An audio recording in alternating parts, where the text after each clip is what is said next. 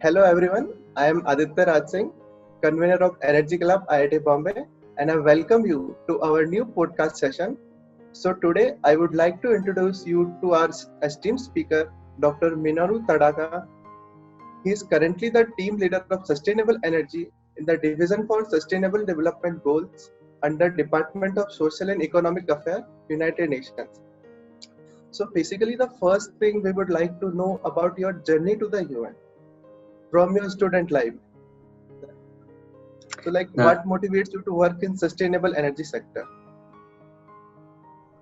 Thank you very much. Thank you for a kind introduction. It's a pleasure to be joining with you. Thank you for the time I've made available for that. So, I was born in Japan. I'm actually from Fukushima, so I'll come back to that one as well. So, my family is a farmer. And it's been the rice farming last 100 years. And nobody had any sort of, international affiliation whatsoever. But somehow when I was a kid, that I was quite fascinated by science. And particularly discussions around the space. So that somewhat led me to sort of think about, travel modalities and getting out of this earth to going to the the universe, how do we do it? And that was a time that when, space program was quite active in the US and others. Yes. So then I encountered, this sort of source of energy called nuclear energy. To my mind, when I was very small, then, nuclear energy looked so fascinating. It seems to be solving all kind of problems that we have about energy. And then Japan, that Japan doesn't have a lot of energy, right? Natural resources are not there in terms of oil and others, so nuclear energy is so well. So then I pursued a little bit. So I went to the university, studied nuclear engineering, and then a bachelor's, and then moved into the master's. Then 1986, Chernobyl happened. So that was exactly when I was really started being serious about nuclear engineering. And then I thought, well, I want to be an engineer. I want to be a kind of scientist to develop sort of space program or, abundant energy sources for the world, for Japan. But it is really something that I really want to pursue. So that was the first time that I doubted my thinking, which sort of originated from really when I was young. So I then, after that led me to sort of think, maybe I should pause a little bit. So after the master's program, after finishing the nuclear engineering degree, and I joined the volunteer program organized by Japanese government, which is sending, a bunch of young people. It's like a Peace Corps in the US. So I went to Ghana to teach at secondary school, mathematics and science. So there, then for the first time, I saw darkness. I was sent to a village, mid-90s or early 90s, village with a population of less than 1,000, I think, less than 1,000 households. Absolutely no electricity. Everybody's using candles and, kerosene lamp. So I was exactly doing the same thing. I was given a small room at the school that I was teaching. So, one sort of room was my entire space. And then I was, typing, next days, the mathematics sort of, the teaching program for kids under the candle. And then under the full moon, I sort of enjoyed, drinking together with the village people, and then soccer, football, all those kind of things that I did enjoy that. But that was a shocking experience to me that, the real darkness. So that sort of led me to see that, well, is there anything that I can do, right? Nuclear may not be that fitting to the 1,000 people village, but maybe there may be something that I can do. So when I finished the volunteer program then, and I discovered there are sort of different type of energy sources, renewable energy. So there were, the schools who were actually investigating and doing a lot of studies on wind energy back then in Japan, when Japan was nowhere on the map on the wind energy. But I think I studied that. So that led me to sort of study renewable energy, and then a combination of that experience in the PhD program, and then also our experience in Ghana, brought me to the path toward the United Nations, which is a more like a development pathway. So that's a sort of a trajectory that I was here. Okay, like it was a great experience for your, yeah. So like you have been working for more than 10 years in the United Nations. Some of my friends and colleagues also wanted to join United Nations in your sector. So what are the steps you would suggest to them to get a job in renewable energy sector? So that's a great question. So I think maybe I'll give a bit of sort of overall horizon of the things. The United Nations. So United Nations, when you look at it from far away, then it is represented by this big building. In front of it, sort of you have hundreds, over now 200 flags. Yes, sir. That's Yes, United Nations, right? But then United Nations actually, so that it's not only in New York. There are in a number of places in Geneva, Bangkok, then of course in India. There are many UN offices, and then many UN organizations. So UNICEF. You might have heard UNDP. Yes, sir. Yes, sir. World Bank is also part of the larger UN family. So there are tens of, if not more than 100 UN organizations working on it. And it's such a vast network of organizations working on so many different kind of issues on the peace and security, human rights. And this is where, energy mostly fits into. Energy is relatively sort of focused area. So, when it's come to sort of say United Nations and energy, I'm a very few engineers who are doing the energy work in the UN. Amazing, sir.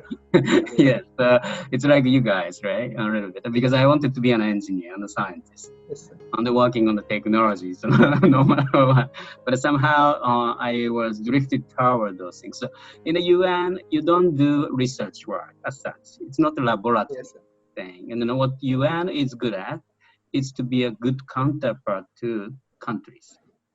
So if countries want to sort of, think about, what will be their energy trajectory next 10 years, 20 years, 30 years. Yes, sir. Then that's when the UN comes in. So it is really macro policy discussion that we are very good at. Why? Because as I mentioned, there are so many UN organizations working on so many different areas.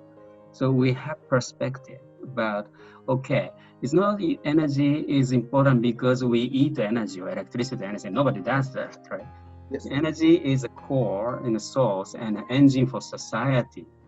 So it sort of, supports everything from the economic development to the environment conservation, water delivery or empowerment of women, education, health services, all those things are related to energy. So what happened is that the UN tend to bring those sort of different perspectives as to why energy at this point is important for you and what options that you might have on the table, given that there are so many developments happening right now, technologically, as well as in terms of sort of business models.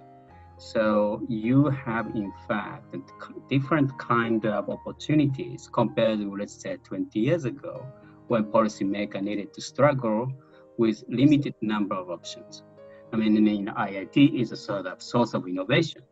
Right? You can see that how much innovation is happening in your school alone. So let alone so that if you expand the horizon to across India or across the world, there are so much happening. And then I think our job is to make sure those sort of tremendous exciting opportunities already happening and being commercialized, as well as those to come in 5 years, 10 years down the line.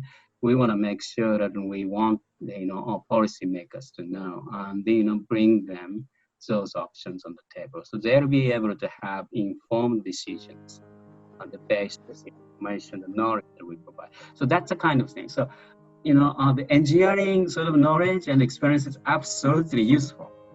Yes, But sir. then you just sort of, really focus on that engineering things only, then, Yes, sir. that may or may not be the best fit for your career on the UN. But I think if you're interested using engineering knowledge and experiences to support decision-making processes, then Yes, that's interesting.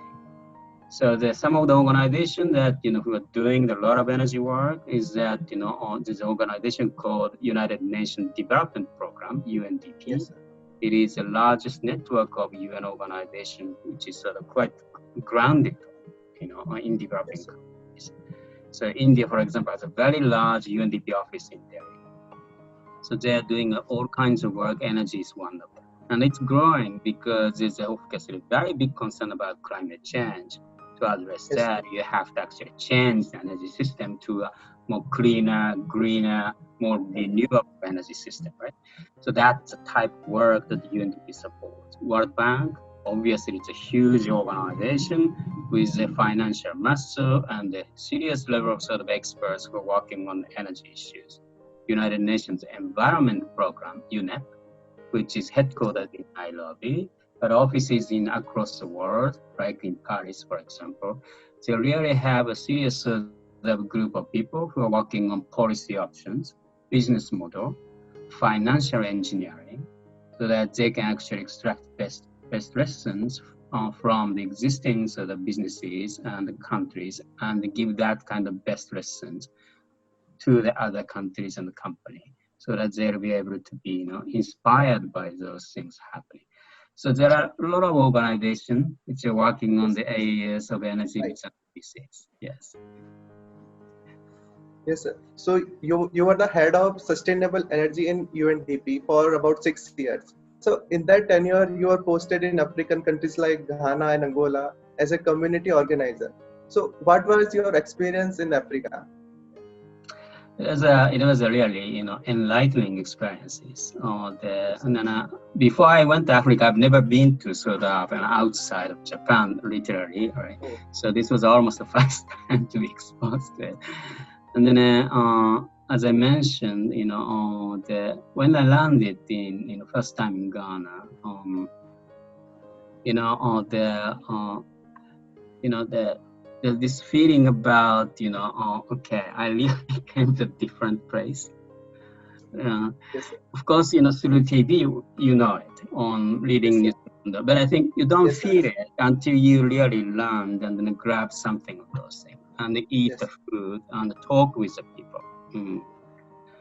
So I think it is a very big discovery. But the biggest discovery for me, being and stayed in Africa for 6.5 years was that essentially the majority of the people think and do the same thing.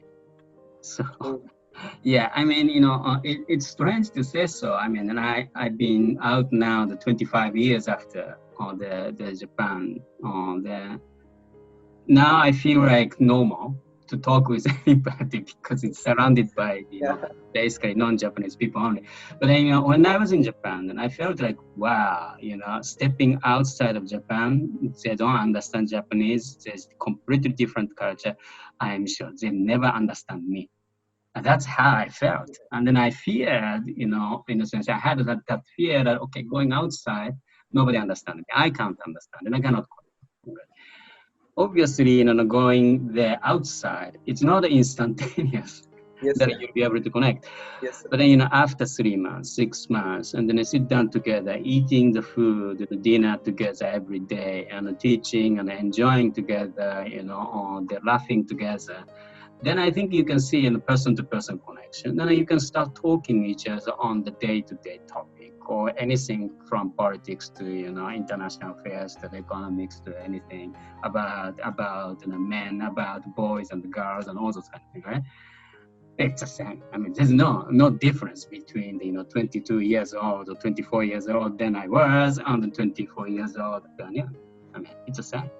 So they then discovered, oh, of course, human being, obviously culture different, religious belief may be different, on the value of that society at large, obviously could look quite different, and the behavior of the country may look therefore very different. But when it's come to one-on-one human being, we can always connect, because fundamental value of the human being to be human being is not that different.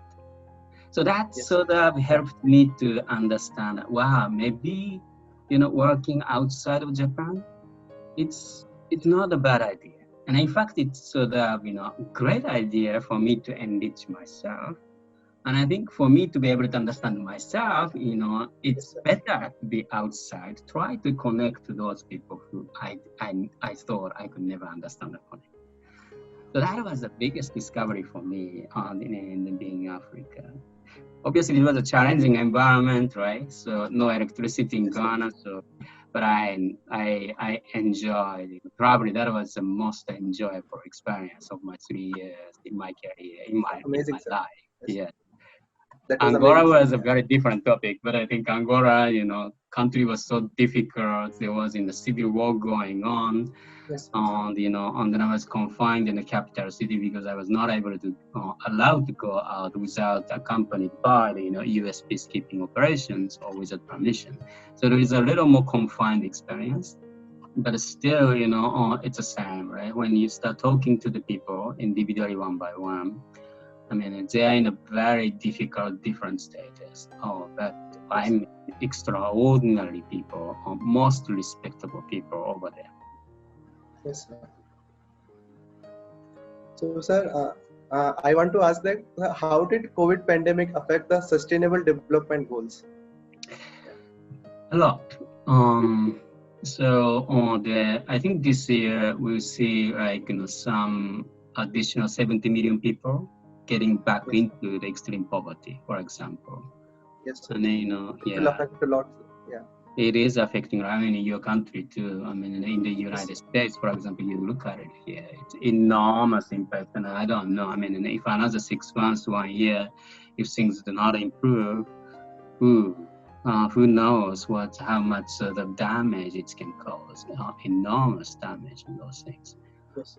But I think broadly development approach, right? So this is another sign that we need to really strategically think. So obviously we have to invest on the immediate support and health services and those things. At the same time, that immediate investment will have to be kind of seed resources to sustainable development investments. Yes.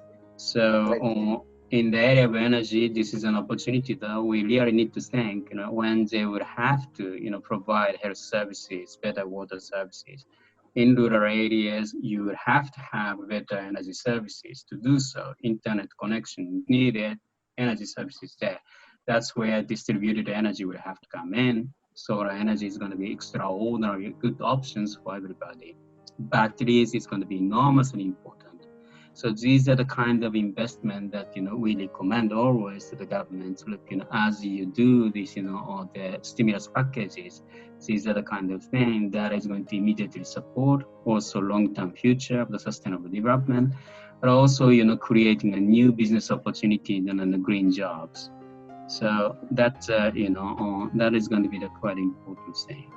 We worry, of course, in the longer term effect, beyond the COVID-19, is climate change is concurrently going on, and it's not stopping at all. Right now, if you look at it, 4 degrees, 5 degrees pathway, and 2100, that's a scary pathway that we are on. That is scary.